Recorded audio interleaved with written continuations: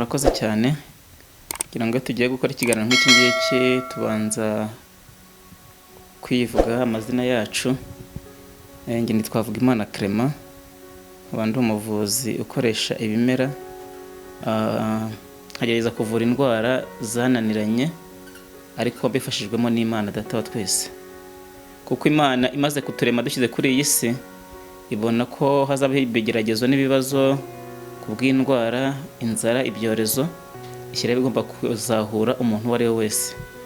Reka rero mbere y'uko tugira ibyo dukomeza kuvuga cyangwa dukomeza kongeraho, tubanze dushima Imana yaturemye kandi ikaturemana n'ibigomba kuzadufasha. Data mwiza, Mana ishobora byose, Imana y'urukundo, Imana y'imbabazi, ndagushima yuko waturemye mara kuturema ukabona ko Satani azazana ibigeragezo n'ibibazo, maze Data mwiza ugashyiraho imiti yo kutuvura, ugashyiraho n'ibyo kurya bizadukiza inzara, ugashyiraho n'ibyo kunywa bizadukiza inyota, nk'uko wafashe Abisiraheli imara amazi arimo ubusharire, maze ugaha Mose igiti agashyira mu mazi ubusharire bukavamo, bakanywa bagahembuka, bamaze guhembuka bashimye izina ryawe. Ku bw'ibyo rero nanjye ngize aha ngaha Data mwiza mu akarere ka Bugesera, umurenge wa Gashora, akagari ka Mwendo, umudugudu wa Butanga. Ndakwinginze kugira ngo Data mwiza nko twahageze uyu munsi, icyahatugeje no kugira ngo turebe uyu muryango ese twawufasha iki. Ni ukuri Mana wigaragaze kugira ngo ugire icyo dukorera, kandi ukoreshe abantu bari hirya no hino, yaba mu Rwanda yaba no ku isi hose, kugira ngo Mwami Imana uyu muryango ubashe kuzahurwa. Uyu mubyeyi wafashwe n'indwara ya kanseri, ni ukuri ndakwingize kugira ngo iyi kanseri imbaraga yawe zikorere mu byo waremye, maze ibashe kumuvamo, maze nawe azasigara ashima izina ryawe. Uyu muryango rero ukomeze uwuzuza imbaraga kandi ukomeze uha ibyiringiro kuri Imana Data wa twese, mu izina rya Yesu, amen. Ngira ngo nivuze amazina, harya mwe babita bande? Nitwa Nshamirwa Nathan. Umubyeyi twaje gusura, reka nababwira amazina ye. Nitwa Nakure Beata. Nakure Beata, iyi ndwara uyimara igihe kingana iki? Imaze igihe kinini cyane. Hamanje kuzaho akantu kameze nk'agasebe ku gitsi, nyuma yaho kakagenda kiyongera, nashyiraho imiti iyo mbonye ngo biroroha, nahoza nkabona ni ikinyama kiri gutigita.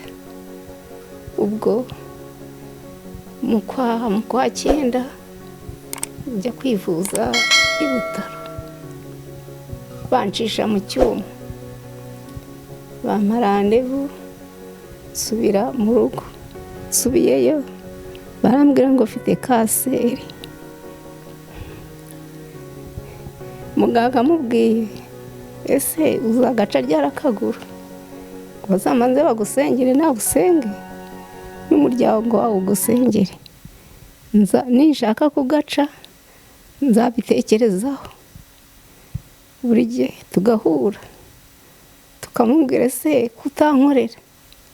ngo ya nzabyigaho.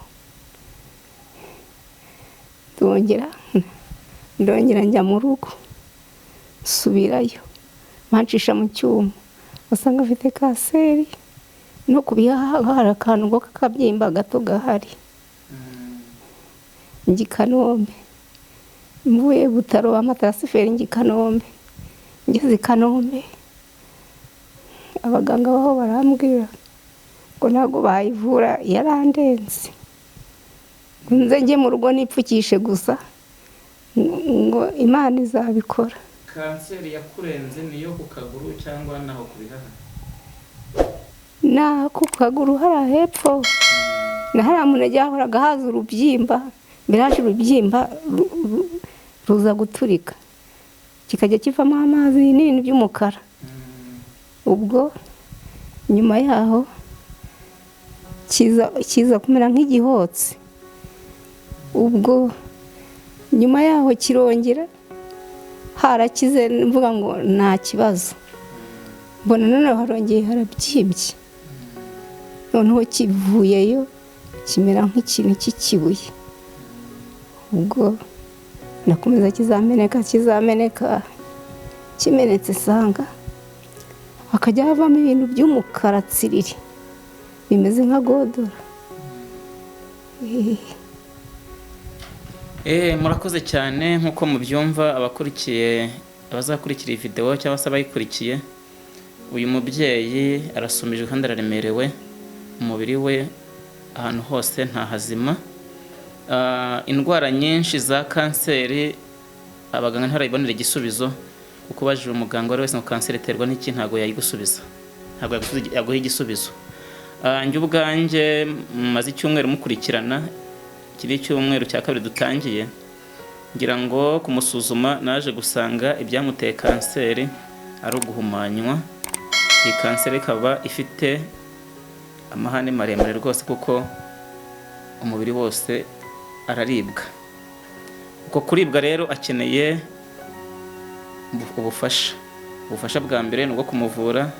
Nemeye kumuvura, ngira murabona ko hari n'imiti namushyize ku kaguru ke, hari n'imiti afite yo kunywa.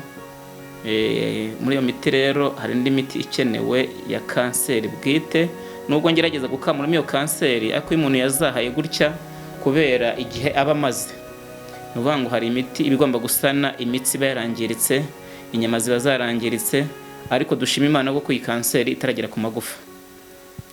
Kanseri uko yaba ingana kose ipfa kuba itaragera ku magufa irakira. Nta ndwara idakira itarafata amagufa, kuko amagufa yamaze kumungwa ni ikibazo gikomeye cyane.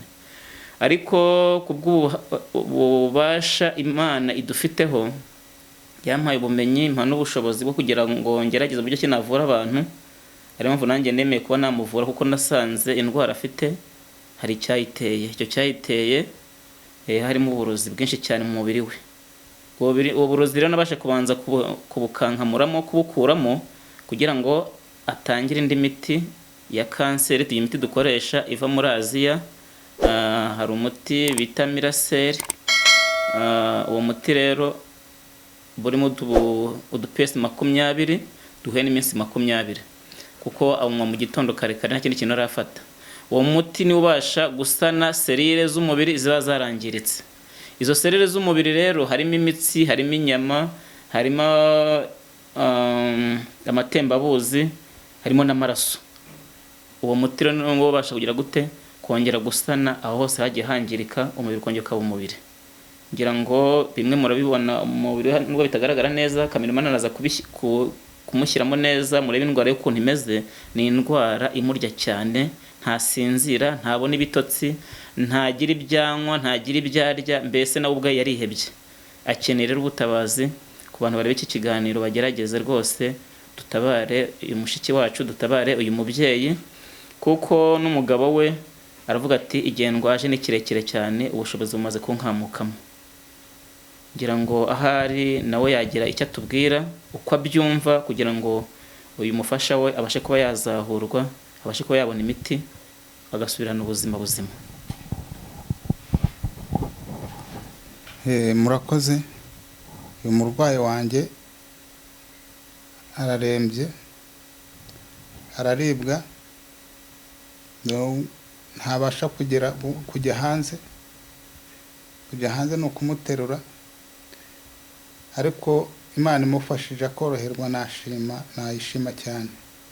Rero nk'abantu murebe iki kiganiro, ubufasha bwanyu ni ingenzi, kandi Imana izabaha umugisha mudufashije akoroherwa. Twazayishima twese abakoze uyu murimo, kandi n'abatabibasha nabo Imana ikomeze kubafasha no kubagirira neza. Murakoze. Nkuko natangiye muvura nabibasobanuriye, iyo miti umwe uhagaze 98,000, uwo nguwo gusana imitsi yangiritse, inyama zangiritse, amaraso yahuye n'ibibazo bya kanseri. Uko kanseri afite niyo mu maraso. Ayo maraso iyo maze kwandura kanseri, n'inyama zigira ibibazo, n'imitsi ikagira ibibazo. Ngira ngo yababwiye ko mu mubiri ahangaha arwaye, yaba ku gitsi, yaba no mu buhiniro, ahari iki kibyimba havamo ibintu by'umukara, ibintu binuka byamuboreyemo. Ibyo bintu rero nubango aho bituruka agomba kujya imiti ihasana ko abaharangiritse, n'imbere haba haraboze. Gira nkuko yabasobanuriye, arwara afatwa, yafashwe ko yafashwe ari ivunja. ivunja bararishaka bararibura, aho bariboneye nyuma yaho hasigaramo ingobyi yaryo. Ingobyi yaryo niyo ngo yateje ibibazo mwa bantu mwe rero mwabatabazi mwe rwose, ngira muvuge ikiganiro, njyewe nkora ibyo nshoboye n'Imana igakora ibyo ishoboye, gukora Imana ishobora byose. Nivuga ngo Imana nta kinanira.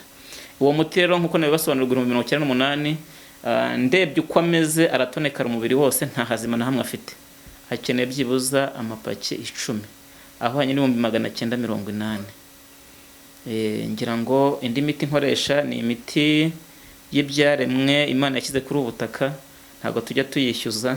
Icyo twishyuza wenda tugenda mu modoka tutaguze, tuba tugomba kwishyura amatike.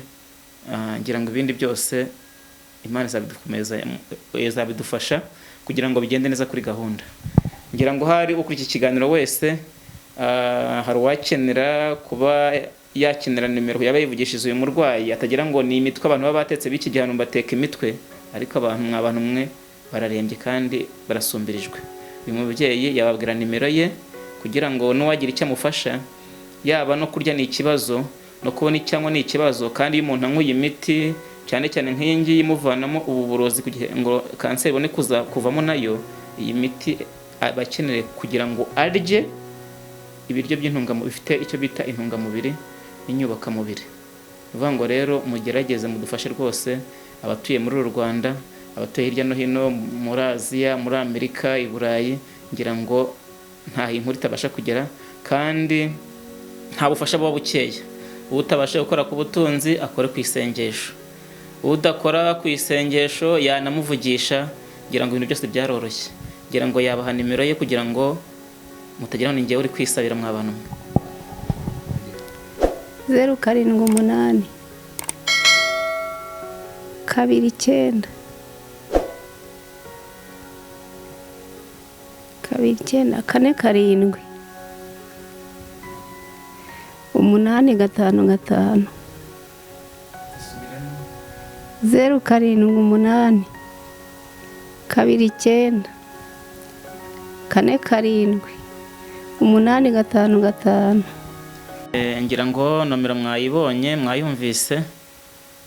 Ukeneye gutanga ubufasha, ukeneye ubusobanuro buhagije bwimbitse, yamuhamagara. Gusa afite umwuka mukeya, ujya muhamagara agera asa ku ntego.